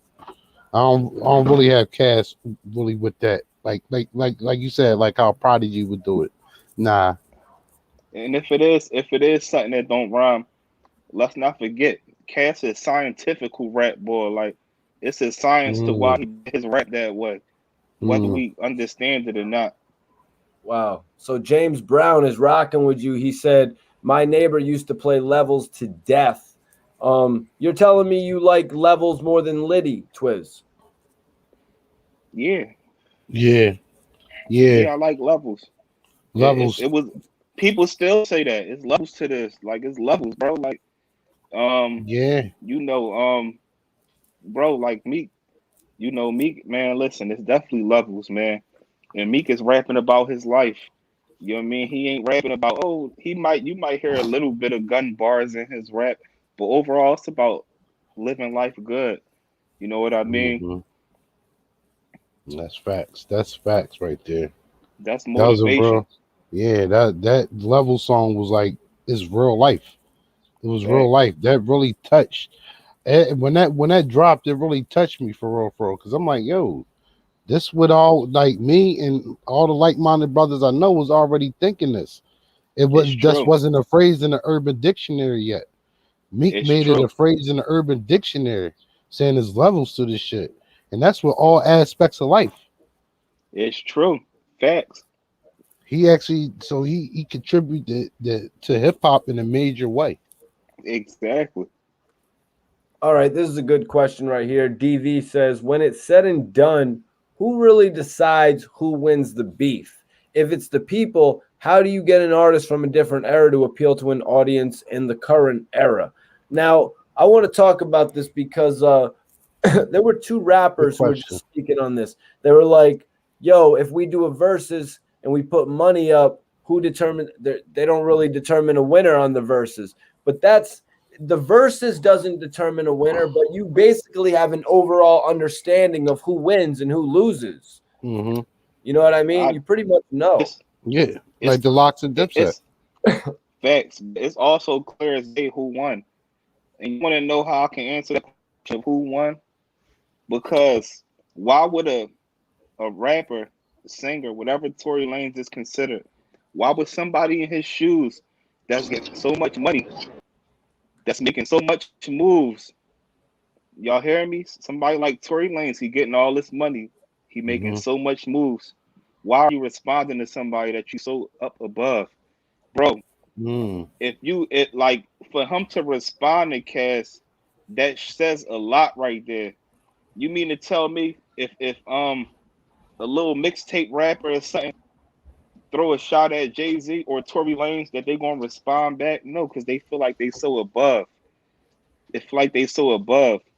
Tory Lanez had a point to prove. You know what I mean? Regardless of how anybody look at it, Cassidy already won because Cass not even doing industry music. He doing URL stuff. He's setting up a tournament battle-wise. So now you put his foot back inside the industry now. From even you shedding light his way. Yep. That's why Hove. That's why if y'all notice Hove when Hove be dissing people sometimes who'll never mention their name, he might not even put it in the bar. He might give a sentence or two at the end, like, and all y'all rappers that's doing this and that, cut it out. You know what I mean? Like, come on now. Come on now. That's slick talk. Yeah, that slick talk. I appreciate it. I appreciate it. That's facts. Definitely a great episode tonight. You know, I feel like we really broke it down, this whole situation with Cassidy and Tory Lanez that actually started all the way back in 2017. You know what I'm saying? Like I said at the beginning, I thought this was something that was going to be avoided. You know, maybe they had their little back and forth back then, but I thought this was going to be avoided. But to see it really heat back up the way it has, you know what I mean? And it just doesn't seem like anything is going in Tory Lanez's favor, aside from selling millions of units, probably getting new deals. It just seems like a lot of the hip-hop industry is against him right now between everything that's happened to him in the last few years, apparently, if you date back this experience. But, I mean, that comes with the territory. That comes with the territory. That's hip-hop. Hip-hop is a competitive sport all day long. So if you want to play this game, you gotta play it right and you gotta play to win. You gotta go hard every time. You know, you gotta really put that work in with these bars and these lyrics. And you gotta be original. I go back to Ghostface saying in the Wu-Tang album, I don't want nobody sounding like me at all. I don't want nobody sounding like my squad at all. Like, you be original. They say that on the album. Be original. Be yourself. Be original. So that, like Twizz said, there's a way to pay your homage and get the flowers. And one way is to do a song together. Like somebody in the comments, I forgot who it was, but I did see that they said Cass and Meek should do a song together. I would like to hear that joint. Academics said that Cassidy and Tory Lanez should do a song together. And you know, I think honestly, that's what could have made this whole thing not happen. If this guy is a legend in your mind, if he's somebody that you respect, you know, I would assume that you would want to work him. Maybe you shouldn't assume though. You know what I mean? You make an ass out of yourself when you assume what somebody wants to do. I would assume that somebody is interested in someone as an artist, they'd want to work with them. Maybe I'm wrong. No, I mean, no, because it's Twizz said it. And we go back to that era where there's no internet and none of that. So like when you got to give flowers to the person, you have to literally probably go to their show. You're going to their show, and then you're at the show, and then you go backstage, you're meeting them, and boom, boom, boom, you're talking like that, and then maybe you go to the studio and a feature comes along, and that's how you build the bonds and the relationships. You know, almost like how Method Man and the big Method Man and Redman will be with Biggie, or Method Man and Redman will be with Tupac. Those relationships came with them coming together, meeting each other. You know, So that's how they were getting on, paying the homage, putting them on albums, on tracks on their albums. You want to know what's funny, you guys? Actually, I meant to bring it up. I had brought it up in my interview with Dark Low about actually meeting Tory Lanez. I was working in Miami at Circle House. Tory Lanez was actually working with Trina, and I had the opportunity to actually talk to Tory Lanez really briefly. And through talking to him, at first he was like all about doing an interview. He was like, "Oh, you do interviews? We could definitely do an interview." But then I made one fatal comparison. Drake.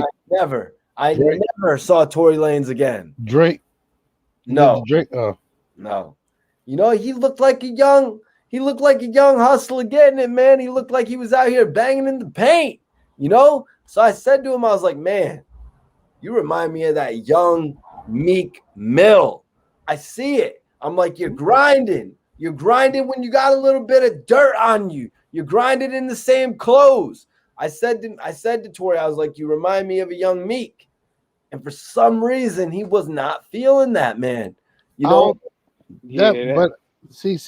my bad, Twizz. I didn't mean to cut you off. That just goes back to like what Meek saying is like, we don't really fuck with each other and shit. Cause like if you saying that, everybody know how Meek grind was. Everybody know what Meek had to go through. So if you saying like, yo, you remind me of how Meek was grinding, yo, like that's a compliment. Compliment all day. I'm like, good looking, like, yo, I'm doing something right here. So for him to, I don't know if that was the case why he didn't want to do the interview or whatever, because you said that. But if it was, that's weird. That's weird right there. That's weird. Twizz, why do you think Tory Lanez kind of, I guess, took offense to being compared to Meek Mill? Because he probably felt as though he was bigger than he was at the time when you said that to him. He probably like, you comparing me to a young Meek, you better compare me to Meek now. He probably was feeling like that. A lot of these artists are cocky and they all feel like that they greater than what they really are. Most of them, it's like it's hard. No comparisons, and I'm the greatest. Can't nobody do nothing better than me. Whereas though he could have corrected you right then and there, face to face. Like, yeah, I respect that, but I'm a lot different than me. He could have said that to you respectfully. You know what I mean? Mm-hmm. And y'all still could have shot the interview. You know what I mean? Because at the end of the day, man, it's bigger than him. It's bigger than Meek. This is hip hop. You know what I mean? Everybody feel like they the greatest. So I feel like he probably was big-headed. Just to give a little bit of an idea of where we were at that point in time, it was 2012. So Meek was at the point where he was releasing those videos with MMG, Wale and Ross. They were Pandemonium or Play Your Part, all those joints, And so Meek had just come up from being that dude who had to wear the same jeans twice. You know what I mean? That's probably what he thought you was talking about, though. He probably what you That's mean. That's what I was talking about. The fuzzy braid Meek, like, no. That's what I was talking about. I was like, you got it, man. You've got it to the point where you can see that you're gonna get it. And you know what, man? He was working with Trina. He's like, what are you talking about? Nappy-haired Meek wouldn't be here with Trina. No, that's when keeping the real goes wrong. Yeah, you'd be surprised though how many celebrities and stuff Meek was around with them fuzzy braids, and how many celebrities was tuned into him. Yeah, definitely. Yeah, never mind the celebrities. How many people in the world were just tuned in with his grind and like, yo, I want to see him get famous one day. Yeah. I want to see what happens when he gets That's what fans do. They're like, yo, what's going to happen when our favorite underground artist gets famous? That's what fans do. Yep. Yeah. I appreciate everybody listening to my Tory Lanez story. If I offended Tory Lanez by referring to him as Meek Mill, a young Meek Mill, I do apologize. You know what I'm saying? I don't mean to ever offend anybody in this hip hop shit. I got a real love for the culture. I think Tory Lanez has done a lot of great things in the music industry. I think it's evident from what I've said tonight. I believe Cassidy has done amazing things in the industry. For everybody in here, man, we're going to take a few questions before we get up out of here. If anybody wants to ask any questions, but let me bring it to the guys. Rosewood, was there anything that you maybe wanted to address that you didn't get a chance to tap in on tonight? And salute to Bond Simmons tapping in with us. He's actually in the A. He's got a show he's heading to right now. That's why he was in the whip and shit. But Rosewood, was there anything else that you wanted to address tonight? As far as the Cassidy and Tory Lanez situation, yeah, definitely, it's definitely good for hip hop, man, and it shows the younger generation that this is a part of hip hop. You know, battling is a part of hip hop. Being competitive is a part of hip hop. And when you step in this arena, you gotta come correct, or you gonna get put out the way. You know, it's showing like you can have all the followers and you can sell all the records, but that don't mean you're a top MC. So when you saying you the greatest or you can battle anybody, you have to be a top tier MC. Like how Jadakiss is a top tier MC. Yes, Can Rhyme can rap, but Jadakiss is a top tier MC. You know, he's gonna murder you with those bars.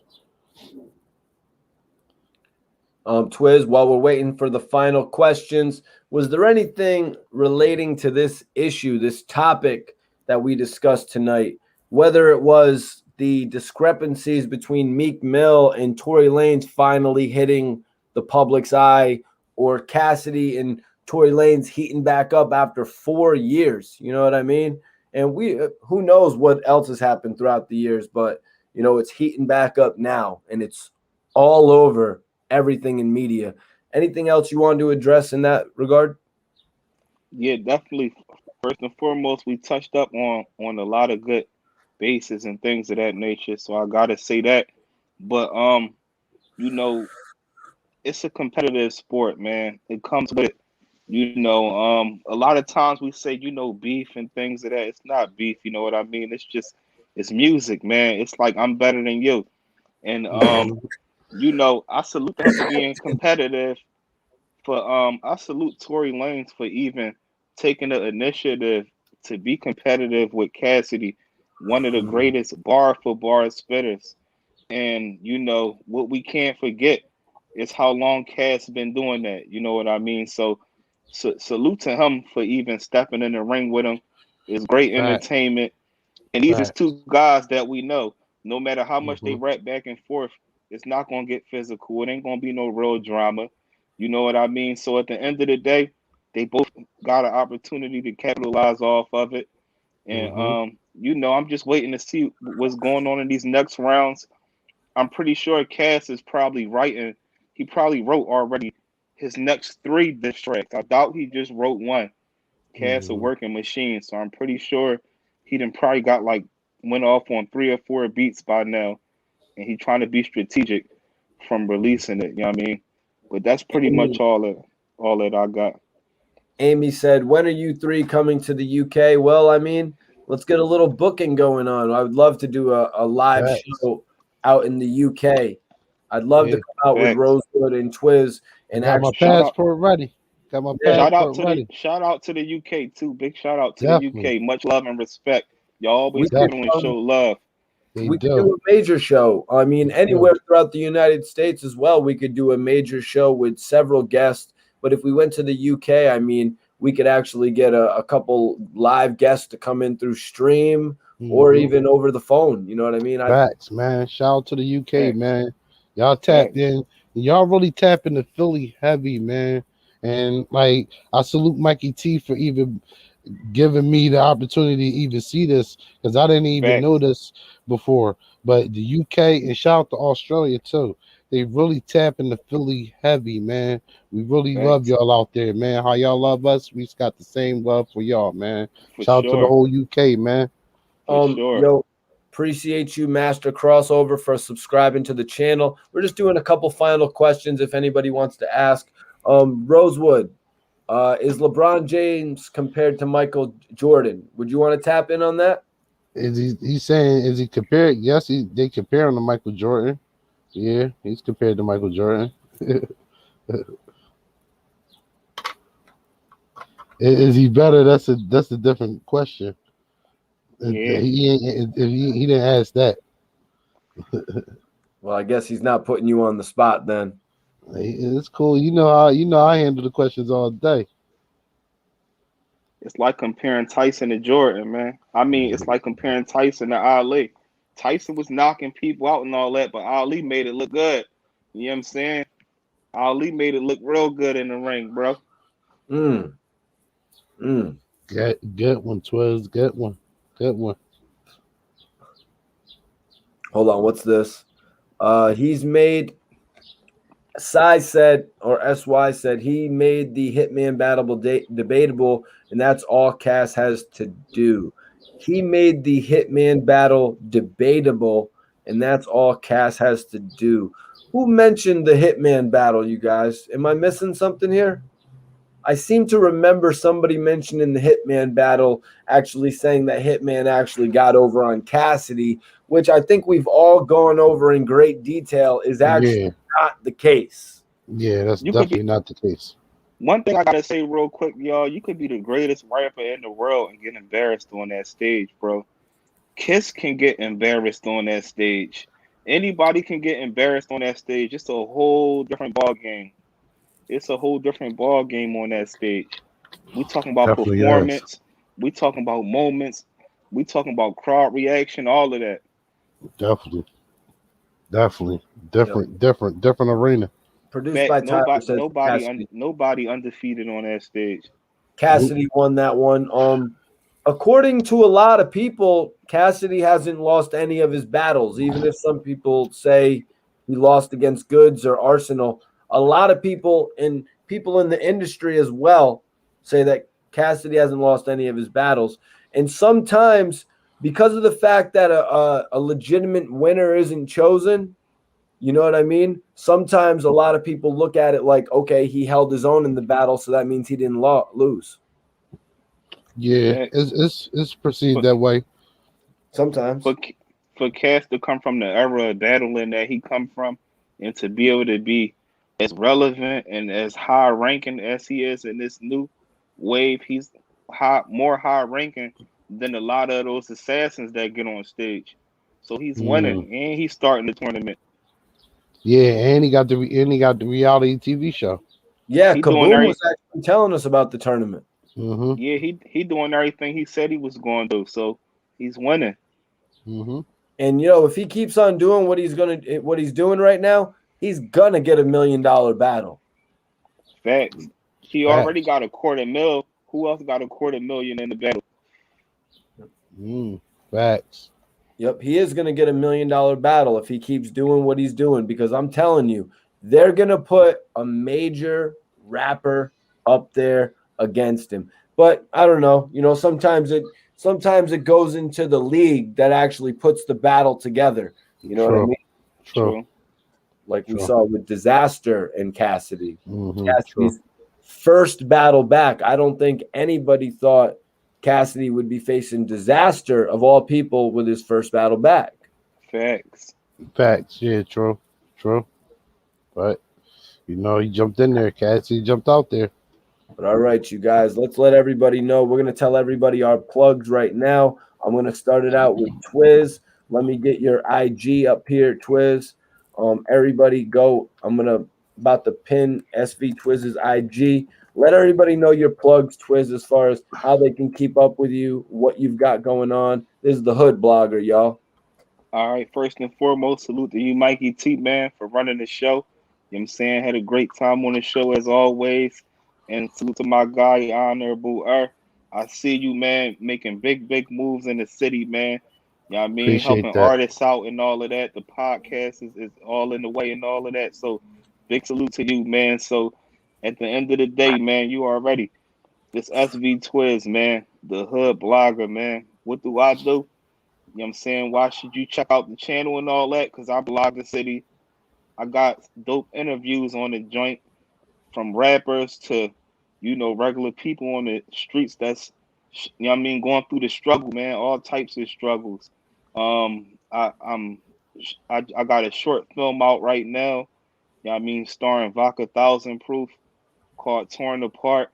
And I got another movie in the making, and we're gonna have some special guests on the joint, man. You know what I'm saying? I ain't even gonna give y'all too much. Just stay tuned in, and y'all know where to come at, man. We gonna report card radio. We keep it raw and uncut, man. You know what I'm talking about? So at the end of the day, man, much love and respect to everybody. Make sure y'all tuned in. Content will continue. Definitely.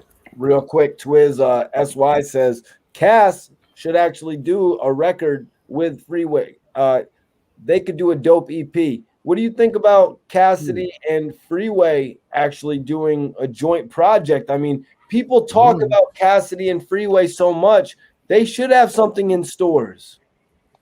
Facts. I mean, timing is the essence, man. And salute to Free. Shout out to Free. I don't know what's going on with Freeway right now, but at the end of the day, Freeway was dealing with a big issue, you know what I'm saying, where, you know, he lost his son.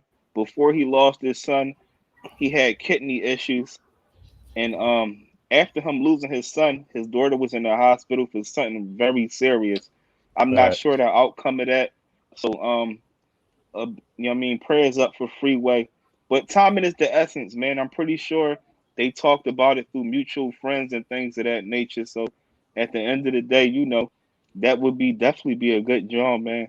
They could do a track making, you know, talking about history. They could even bring up the battle in it. It'd be dope. Facts. Yeah. Cassidy versus Freeway EP would probably sell a few units.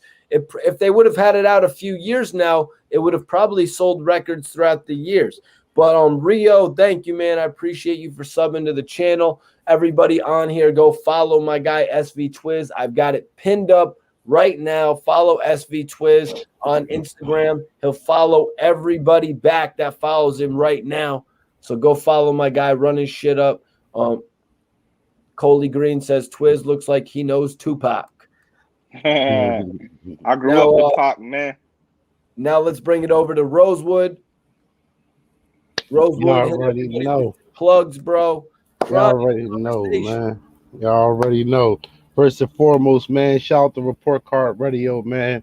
Salute to everybody that tapped in, man.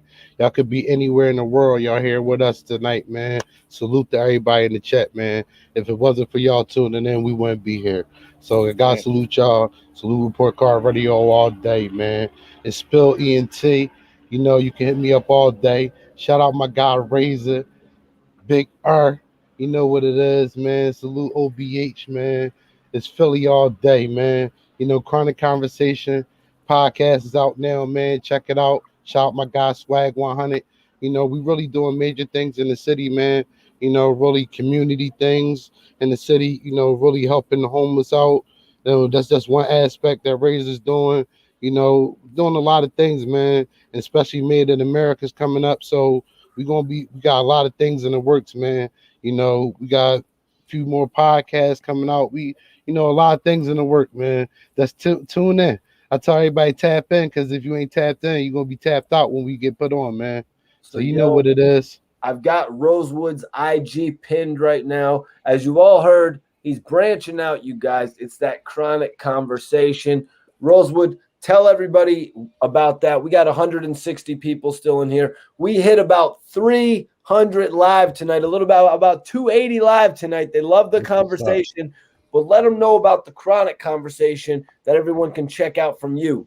Yeah, basically Chronic Conversation, you know, it's a dual meaning, because yes, it is about marijuana, you know, but it's also about good conversation, you know, and great topics, speaking on a lot of aspects, and not just, you know, marijuana and just smoking it. We know we're going to talk about the strands, you know, we're going to go into the history of it, you know, also the legal ramifications, talking about marijuana reform. You know, we're going to have a good, you know, a real good, interesting show, you know, just talking about a lot of things in the city, you know, really interviewing the artists that come on and really dabbing into their lives, actually giving y'all a window into these artists' lives and these people's lives that's being interviewed on on the Chronic Conversation podcast and really bring you great content and really making it look good and doing it for the city, man. It's really doing it for the city of Philadelphia, for real. Shedding all the positive light, on the positive things that's going on in the city. And salute to everybody that tapped in tonight, man.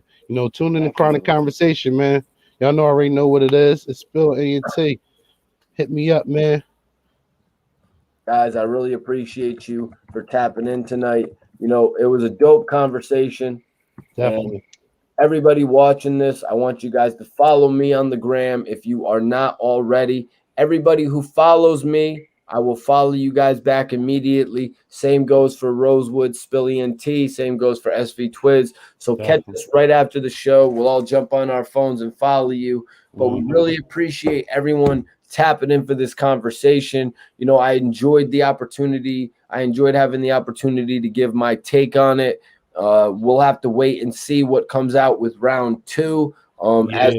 As Twizz said, I fully expect to hear Cassidy actually mention Meek Mill after everything that's happened. I fully expect Cassidy to call out this whole conversation that we were speaking about with Tory calling Meek a bozo and Meek saying that he's been lying to the world about them being friends or never, letting the world know that they weren't friends.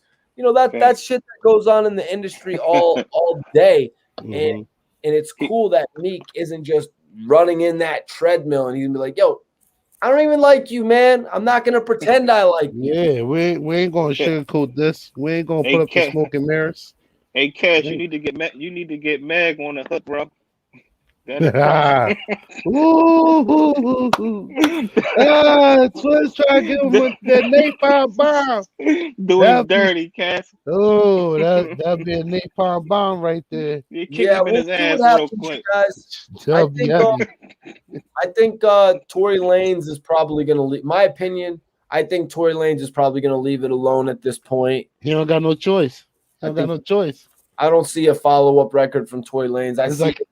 He pushing water uphill. He don't got no choice. I see him just focusing on his career. We'll have to wait and see what happens. This obviously was a nice boost for Cassidy, who's put out several projects. He put out 3 projects in 2020. You know what I mean? So Cassidy's heating up. Definitely got a lot of love for Cassidy. And I appreciate everybody that tuned in. Again, thank you to my co-host, SV Twizz, the Hood blogger, Life with the Philly fam. And major salute to Rosewood, Chronic Conversation, Spill ENT. It's your boy, Mikey T. Everybody that follows me right now gets to follow back. Major salute. Salute.